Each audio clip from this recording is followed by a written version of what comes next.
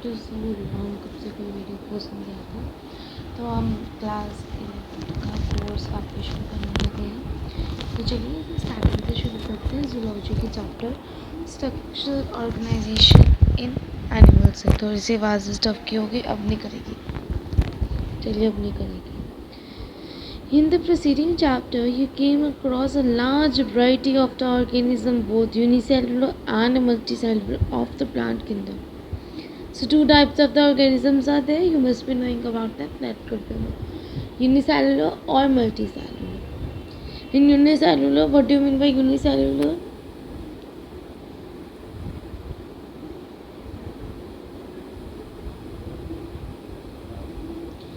If I talk about unicellular, there is only single cell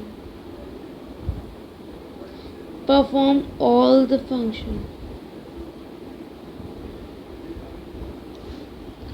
ठीक है। अब एक बात सोचो, यूनिसेलुलर में एक ही सेल सारे फंक्शन कर रहा है, इसका मतलब एक सेल सारे फंक्शन कर सकता है। तो हम लोगों को मल्टी सेलुलर होने की क्या ज़रूरत थी? हम भी तो एक सिंगल सेल ले सकते थे। जल्दी बताओ कमेंट्स में।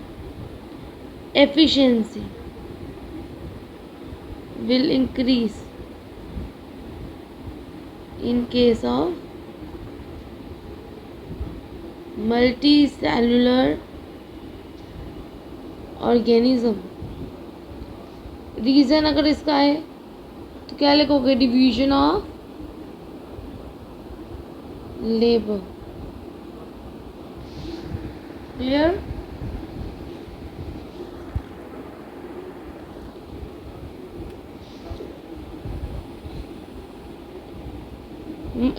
Body of the multicellular animals, the same basic function are carried out by the different groups of the cells. ठीक है। Simple organism hydra is made up of different type of cells, and the number of in each type can be in thousands. The human body composed of the billions of cells. ये खुद पढ़ लेना। Now, अगर मैं पूछूं सबसे पहले बात करते हैं सिंपल टिश्यू की।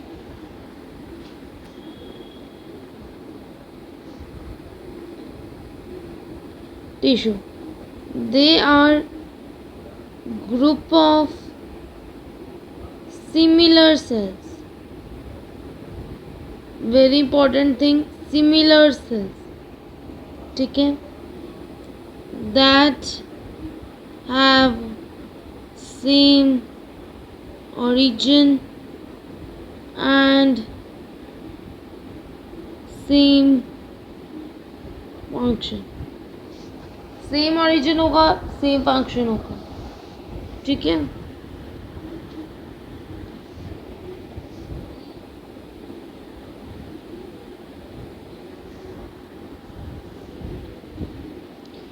You may be surprised to know that the complex animal consists of the different type of the tissues. These tissues are organized in specific proportion and the pattern to form the organs, like stomach, heart.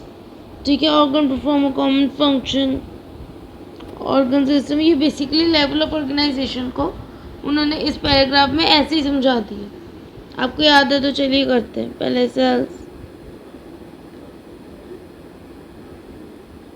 के बाद क्या होता है? Tissue. Tissue के बाद organ के बाद organ system. तो राइटिंग छोटी करो। ऑर्गन सिस्टम के बाद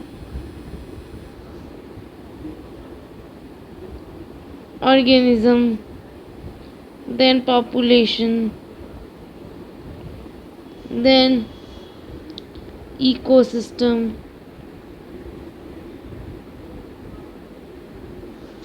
in this way this goes on. Hope you are clear with this.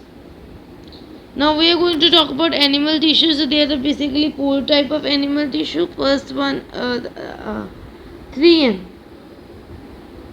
ये 4 है। उससे पहले कुछ मेन चीज़ें समझाते हैं, फिर एनिमल टिश्यूज़ की तरफ हम बढ़ते हैं। कुछ मेन कंसेप्ट पहले क्लियर हो जाएंगे, फिर एनिमल टिश्यू और अच्छे से समझ आ जाएगा। एक second,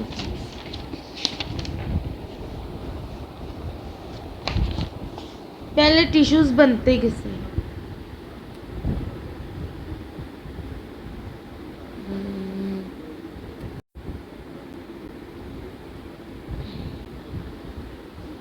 So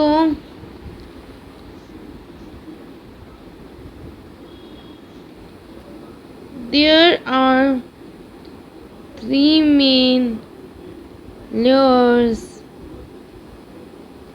that are responsible for the formation of different tissues। ठीक है, और ये लेयर्स कब बनती है? आपको पता है zygote it develops into embryo. इसमें स्टेजेस आती है। पहली स्टेज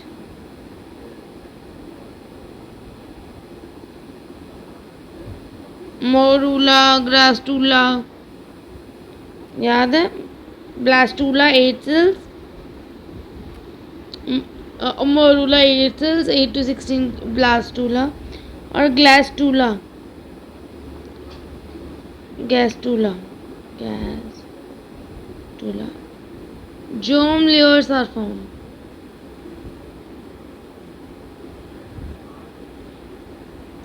germ layers किसमें हेल्प करती है? जर्मिनेशन में। क्लियर हुआ इतनी चीज? कितनी टाइप ऑफ जर्म लेयर हैं? तो ये 3 टाइप की हैं। Ectoderm, mesoderm, endoderm. Ecto outermost, meso middle, endo inner. Clear हुआ? Now germ layer consists of stem cells। ठीक है,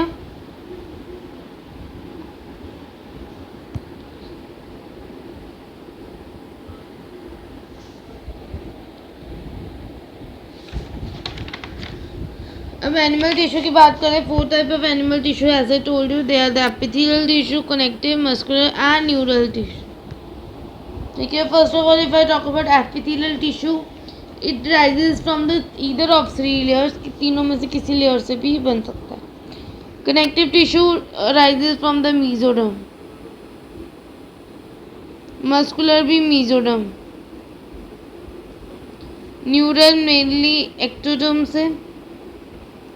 बट इसमें एक एक्सेप्शन है, that is macroglial that arises from the mesoderm. क्या होता है आगे पढ़ेंगे, समझ आया?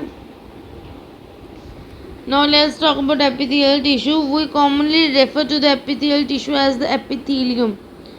ठीक है, the tissue has a free space which faces either of the body fluid or outside environment। Very important।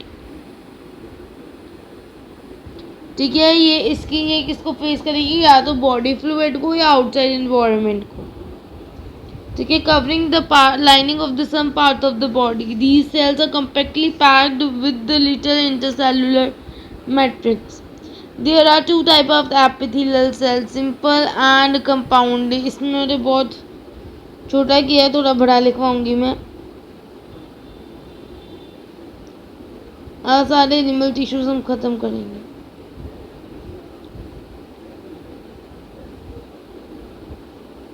चलो पढ़ते हैं इसे।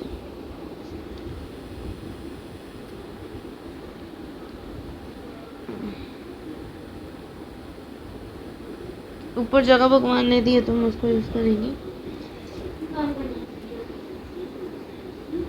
चलो करें हम। ठीक है, एपिथेलियल टिश्यू, ये टर्म जो दी थी वो रुइच ने ली थी। रुइच ने टर्म क्वाइन की थी एपिथेलियल टिश्यू। ठीक है। एपिथेलियल टिश्यू होता है अपॉन टू ग्रो, किसी के ऊपर ये ग्रो करते हैं, ठीक है। They grow on other tissue,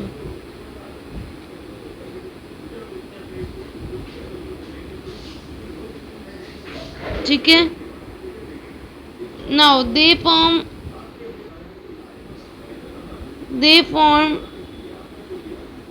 outermost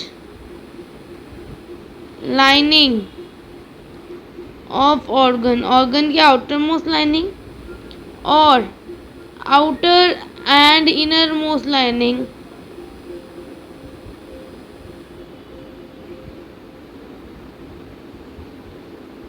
of hollow organ। hollow organ है मतलब कोई ट्यूब लाइक स्ट्रक्चर है, मान लो ये ब्लड वेसल्स हैं, इनके अंदर क्या होता है, ल्यूमेन। बड़ा बनाऊं, ल्यूमेन है इसके अंदर, इसके इधर और इधर साइड क्या होगा, एपिथेलियम। तो या तो बॉडी के मैट्रिक्स के साथ कनेक्टेड होगा, बॉडी फ्लूइड के साथ, या तो वॉल के साथ, ठीक है। क्लियर हुआ इतना। अब दूसरी चीज, कंपैक्टली पैक्ड होता है। कंपैक्टली पैक्ड होगा, इनर सेलुलर स्पेस नेग्लिजिबल होती है, या फिर लिटिल भी आ सकता है। एक तो ये आपको पता है आउटर मोस्ट लाइनिंग फॉर्म कर रही है, तो वियर एंड टियर के चांसेस क्या होते हैं, इसका क्या मतलब है, अगर वो ज़्यादा टूटेगी उसको रिपेयर करने की भी ज़्यादा ज़रूरत हो। रिपेयर में क्या काम आते हैं, न्यूट्रिएंट्स। न्यूट्रिएंट्स कहाँ से मिलते हैं, ब्लड से मिलते हैं हमें, but they are avascular, they don't have blood supply, so they are in close connect with the connective tissue जो से ब्लड सप्लाई करता है। क्लियर हुआ।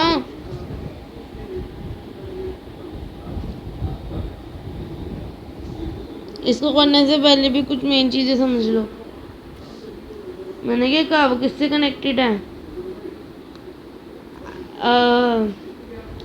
कनेक्टिव टिश्यू से ना, एक सेकेंड, ये ठीक है, वो कनेक्टिव टिश्यू से कनेक्टेड है ऐसे। एक सेकेंड, मूव क्यों नहीं हो रहा,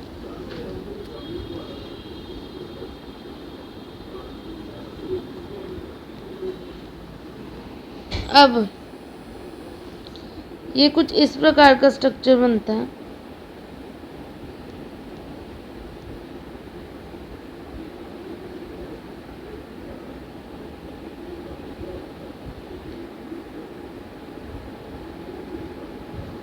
ठीक है, मैं स्ट्रक्चर बना दूँ, 1 मिनट पहले ब्रेक लिया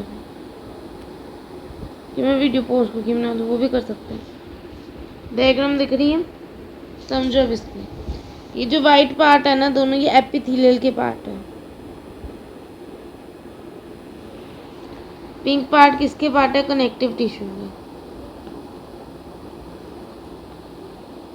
क्या बोला था, कनेक्टिव टिश्यू जिसके पास ब्लड सप्लाई बहुत ज़्यादा है, वो ए वेस्कुलर एपिथेलियल टिश्यू को ब्लड सप्लाई करेंगे।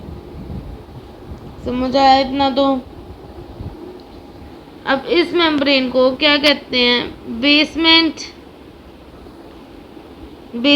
लैमिला।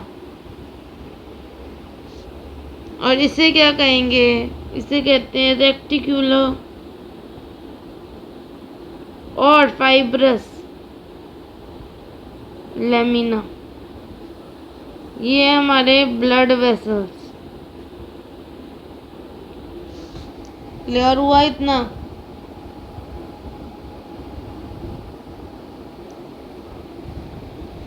एपिथेलियल और कनेक्टिव टिश्यू इस तरह से जुड़े होते हैं, ठीक है।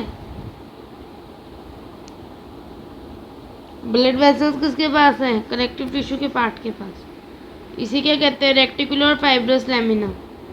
एपिथेलियल के पार्ट को बेसल लैमिना। ठीक है। अब इन दोनों को कनेक्टिवली क्या कहते हैं,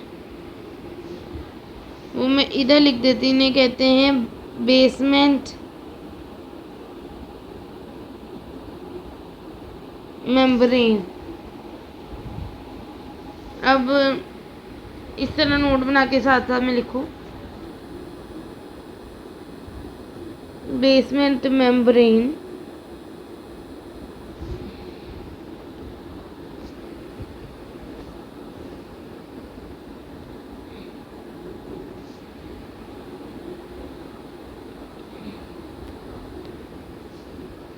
पहले हम बात करेंगे इसके फंक्शन की।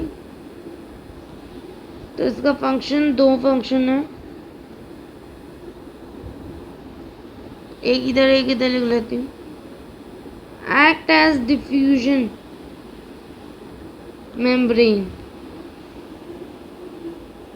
For transport of nutrients. Basement membrane किसकी तरह एक्ट करती है, डिफ्यूजन के लिए एक्ट करती है, ठीक है। डिफ्यूजन मतलब ब्लड वेसल्स इधर से इधर होके सीधा एपिथेलियल पे जाएंगे। दूसरा function, provide support to epithelial.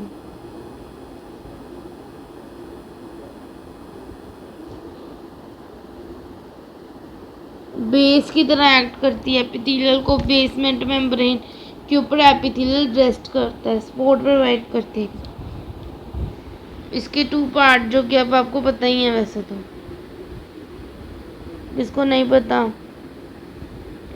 तो very bad on your part.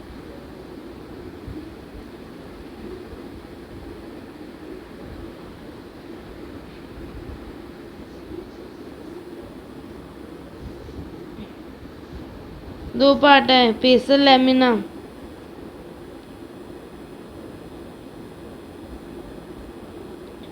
दूसरा क्या है, रेक्टिक्यूलर लैमिना। बेसल लैमिना थिनर होता है, ऊपर डायग्राम देखी थी ना अभी, वापस दिखा देती। रेक्टिकुलर थिकर होता है, डायग्राम एक बार नोटिस कर लो, कर ली। ये किससे बना होता है, मेड ऑफ एपिथेलियल। ये किससे बना होता है, मेड ऑफ कनेक्टिव टिश्यू। ये मेड ऑफ मोनोसेक्राइड।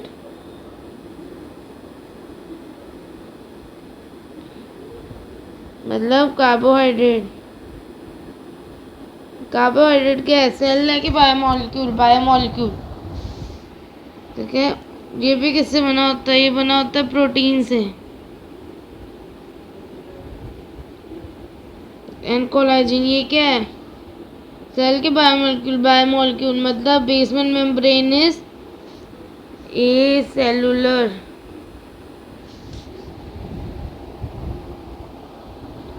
याद रहेगा, रहना ही चाहिए। चलिए आगे, सिंपल एपिथेलियम को पाउड एपिथेलियम। सिंपल एपिथेलियम एक layer, compound more than one layer, ठीक है। क्लियर है बेसिक्स। अब simple epithelial is compressed of single layer of the cell functioning all the lining of the cavity, duct और tubules होते हैं, ठीक है। कंपाउंड एपिथेलियल टू और मोर लेयर्स, ठीक है, has a protective function on the basis of the structure and modification. Simple epithelial किसमें divided as squamous, cuboidal and columnar.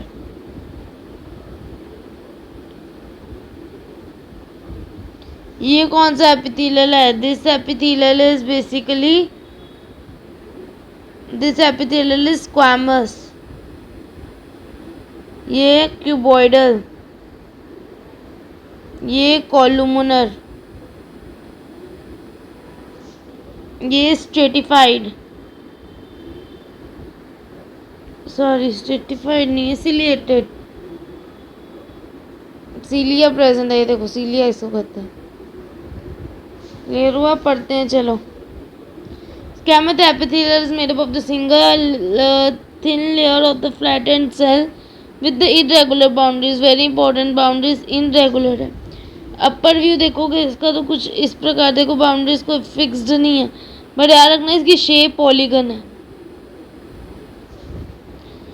They are found in the walls of the blood vessels and the air sacs of the lung and involved in the function of the forming the diffusion boundaries। कहाँ कहाँ पे पाए जाते हैं अगर आपको आ जाए तो ये ब्लड वेसल्स में पाए जाते हैं और लंग्स के सैक में मतलब एल्वियोली में पाए जाते हैं। और कौन सी जगह जल्दी बताओ? Bowman's capsule, loop of Henle, coelomic epithelial होता है, ठीक है, जो कवर करता है the wall of the alimentary canal. दो मेन एग्जांपल आपको क्या याद करने हैं जो एनसीईआरटी में लिखे वो तो करने हैं, हाईलाइट कर देती हूँ आपके लिए वो दो, that are the blood vessels and air sacs of the lung. इसके अलावा मैंने बॉमन्स कैप्सूल और हेनली लूप्स ऑफ हेनली बताया, ये भी याद करना, ठीक है। अब cuboidal epithelial is composed of the single layer of the cuboid cells. It is commonly found in the duct of the glands and the tubular parts of the nephrons in kidney and a mainly function of the secretion and absorption। कहाँ पे पाए जाते हैं? nephrons of the kidney और main function क्या है? secretion, ठीक है। चलो अब कहाँ पाए जाते हैं? डक्ट ऑफ द ग्लैंड्स के डक्ट में पाए जाते हैं, tubular parts of nephrons and kidney और main function secretion of absorption. इसका मेन फंक्शन क्या है पता है आपको? स्क्वैमस का अगर मेन फंक्शन आए तो इसका मेन फंक्शन डिफ्यूजन होता है और अल्ट्रा फिल्ट्रेशन। इसका फंक्शन क्या है? सिक्रीशन एंड एब्जॉर्प्शन, याद रखना।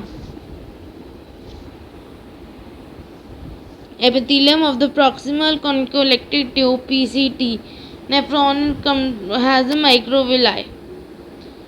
Epithelium proximally concollected tube का एपिथेलियल के पास विलियाई होते हैं, मूवमेंट में हेल्प करें मतलब।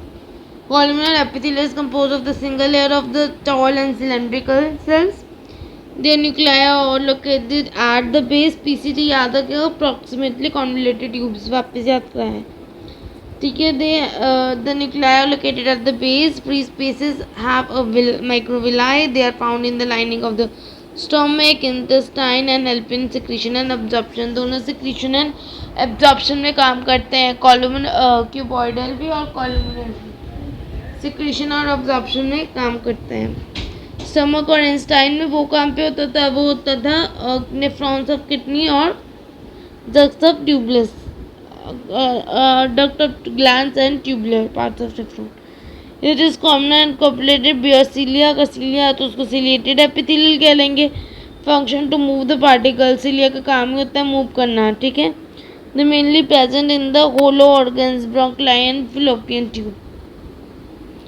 Some of the columnar का पैदे जो है वो स्पेशलाइज होते हैं उनको, इसलिए उनको granular epithelial कहते हैं। There are mainly two types: unicellular consisting of the isolated glandular cells जिसका नाम हो गया globulate of the cells in alimentary canal and multicellular consisting of the clusters of the cell salivary। अगर single है तो globulate of the alimentary canal और ज़्यादा है तो salivary। globulate of the alimentary canal और salivary। अगर यूनिसेलुलर है यूनिसेलुलर तो कहाँ पाया जाएगा? ग्लोबुलेट में, ठीक है। और अगर मल्टी सेलुलर है तो स्लाइवरी ग्लैंड में। On the basis of the mode of the pouring secretion glands are two type. आपको पता है एक्सोक्राइन और एंडोक्राइन। एक्सोक्राइन ग्लैंड क्या है? Saliva, earwax, oil, enzymes. These are released through the ducts or tubes, ठीक है। In the contrast ductless gland को क्या बोलते हैं? एंडोक्राइन ग्लैंड्स, ठीक है, हार्मोन सिक्रीट करते हैं। Compound epithelium is made up of the more than one layer of the cell and thus have the limited role in secretion and absorption। The main function is to provide the protection against the chemical and mechanical stress। They cover the dry surface of the skin, moist surface of the buccal cavity, pharynx, inner lining of the salivary gland and pancreatic duct. All the epithelial held together with the little intercellular space. It is nearly all the specified junction provide both suction function link between the individual.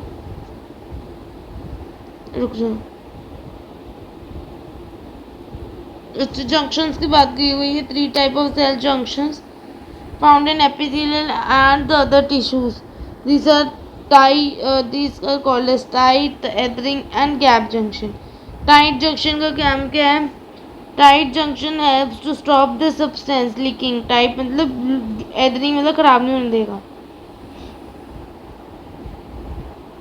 ठीक है.